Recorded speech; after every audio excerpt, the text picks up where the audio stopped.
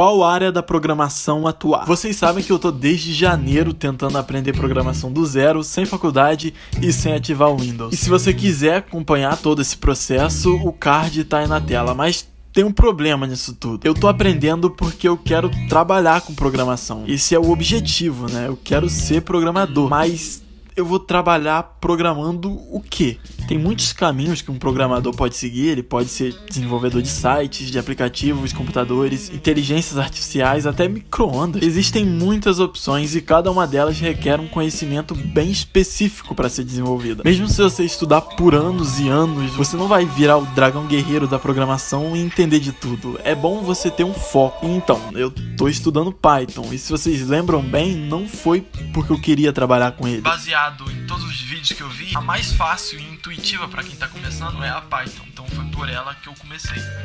Pois é, foi pela facilidade de aprender. O Python e o Portugal que eu mencionei no último vídeo serviram mais para eu entender a lógica geral, o básico. Agora eu tenho que me desenvolver no que eu realmente vou atuar, pelo menos a princípio. Então, o que eu vou atuar? Primeiro eu perguntei pro meu amigo programador pra que serve o Python e ele disse: o que a gente mais vê o pessoal falando de Python no mercado é pra Big Data, né, análise de dados, esse tipo de coisa, e pra Machine Learning, na parte de inteligência artificial e tudo mais, né? Porém, Python também dá pra usar pra diversas outras coisas. E eu já não tava muito afim de trabalhar com análise de dados e Big Data, até porque eu nem sei o que é isso. E ele ainda disse que... Mas eu vejo mercado pra Python, que é o Machine Learning e Big Data, tem um problema que você não precisa só da programação nessas áreas, né? Você precisa talvez de experiência em alguma outra área, alguma área matemática para análise de dados ou alguma outra coisa do tipo, alguma expertise fora da área só de programação. Então eu vou ignorar a opção de focar no Python, pelo menos por agora. Outra maneira de decidir foi ver no que eu era bom, né? Focar nos meus talentos. Então eu pesquisei as áreas de trabalho que mais se utilizam Hello World e eu não encontrei nenhuma. Mas falando sério, uma realmente chamou muito a minha atenção. Mas eu vou falar disso mais pra frente.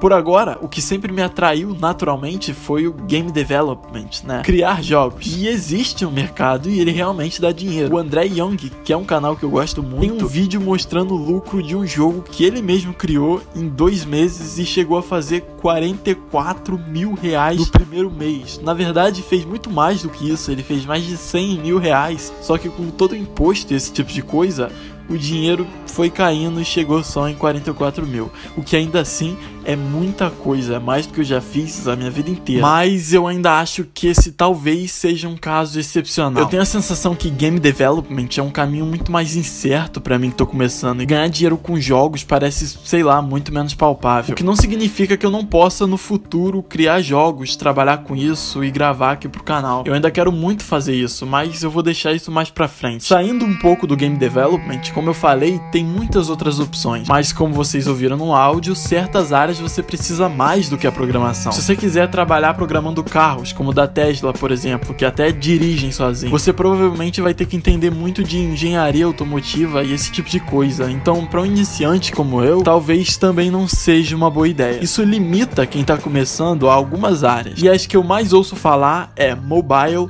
ou mobile e web development. Mobile sendo o desenvolvimento de aplicações e sistemas para celulares, tablets, etc. E web sendo o desenvolvimento de sites e essas coisas. E dá para entender porque são as opções mais padrões. Todo mundo usa sites e aplicativos todos os dias e ainda assim tem um déficit muito grande de profissionais capacitados. E eu fiquei muito em dúvida entre essas duas opções. Cada uma tem os seus próprios prós e contras. E essa dúvida entre web e mobile é tão comum que é bem possível que você esteja nesse impasse agora mesmo, ou já tenha passado por ele em algum momento da sua vida. E é muito importante que você pense bem na hora de decidir, tá ligado? No meu caso, eu decidi jogando uma moeda pro alto e deu cara. Então, desenvolvimento web.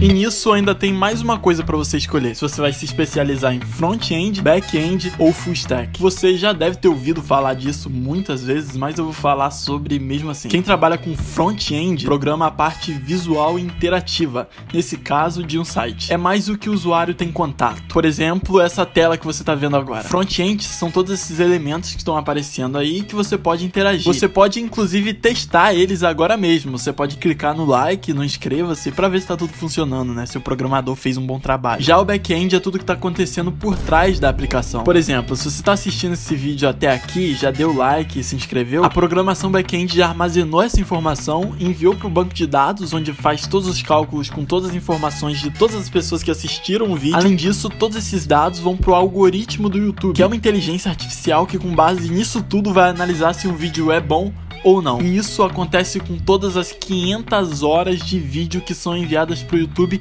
todo minuto. É absurdo. E mesmo assim, pelo que a galera comenta, front-end é no geral mais complexo que back-end. Eu não sei porquê, não faço ideia, mas eventualmente eu vou descobrir. E quem trabalha com full stack é quem faz os dois, tanto front como back. Porque mesmo que você foque em um dos dois, é normal com o passar dos anos você ir aprendendo cada vez mais do outro lado, tá ligado? Aí você vira full stack. Mas é recomendado que você foque em uma das duas primeiro, e é exatamente isso que eu vou fazer. Eu vou começar estudando front-end. E agora eu posso me basear em um roadmap, basicamente um guia de estudos, um mapa de onde que eu vou ter que passar. Aqui no começo mostra que eu tenho que aprender o básico, que seria HTML, CSS, JavaScript, e depois ir me aprofundando sobre task runners, framework e tal. E descendo aqui entre um monte de coisa que eu não conheço, até chegar na depressão. Eu diria que eu vou ter que trocar de linguagem, mas a palavra não é essa. Eu vou, na verdade, aprender mais sobre uma nova ferramenta. E tem uma questão totalmente à parte disso. O efeito Dunning-Kruger. Basicamente, quanto mais você entende de um assunto, mais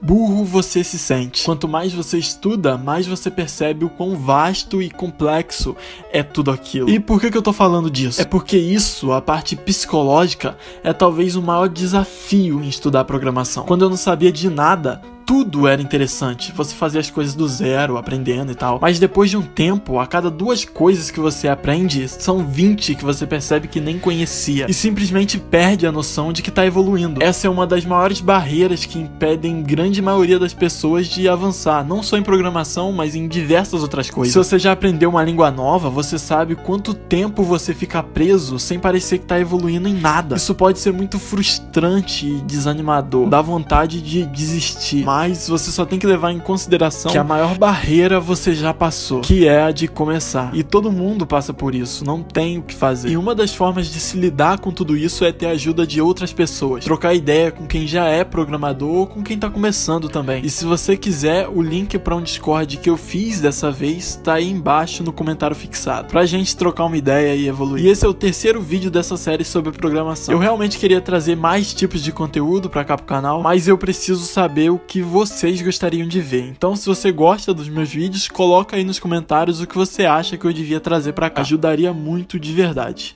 E é isso, rapaziada. Valeu!